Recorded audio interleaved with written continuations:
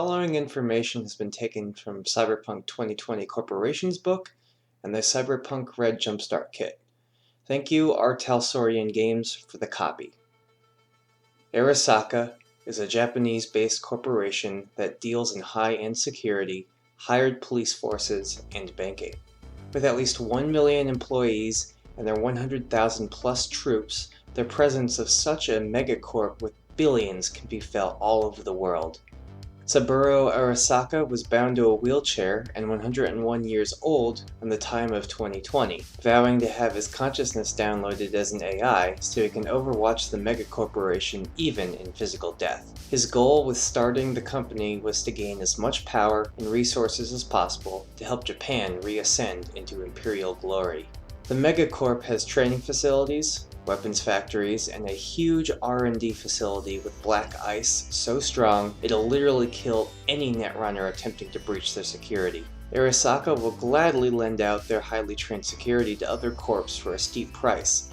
However, they'd much rather keep their troops for themselves. Yet, in a genius move, allowing other companies to use their troops gets Arasaka insider information, and using their position of trust gives Arasaka an advantage when it comes to stealing their customers' data. In the end, Arasaka is best to keep their troops for themselves as there are big things about to happen.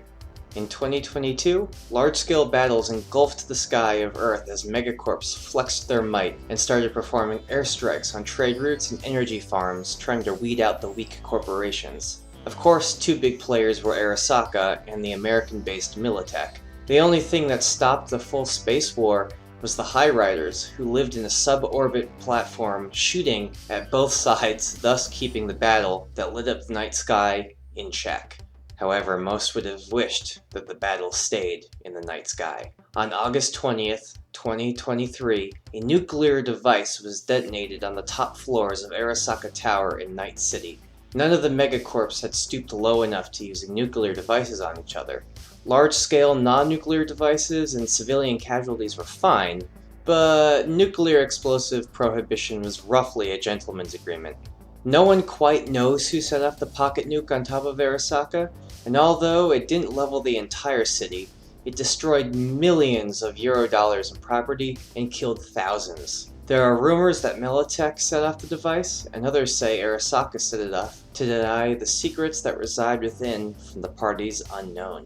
Either way, the president banned Arasaka and all of its entities from American soil.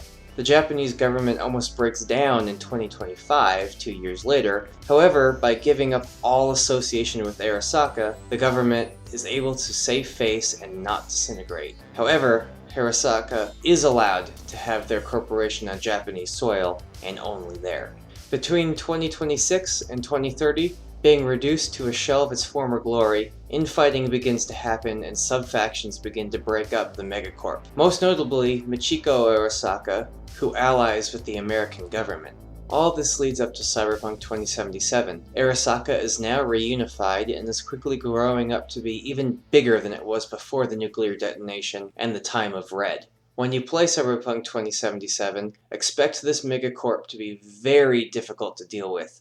But if you show them honor, a virtue worth more to them than your life, you'll stay on their good side. Rise up the ranks, and you may even get the coveted silver pin. Betray them, and don't expect to have much left of a body to augment when they're done with you.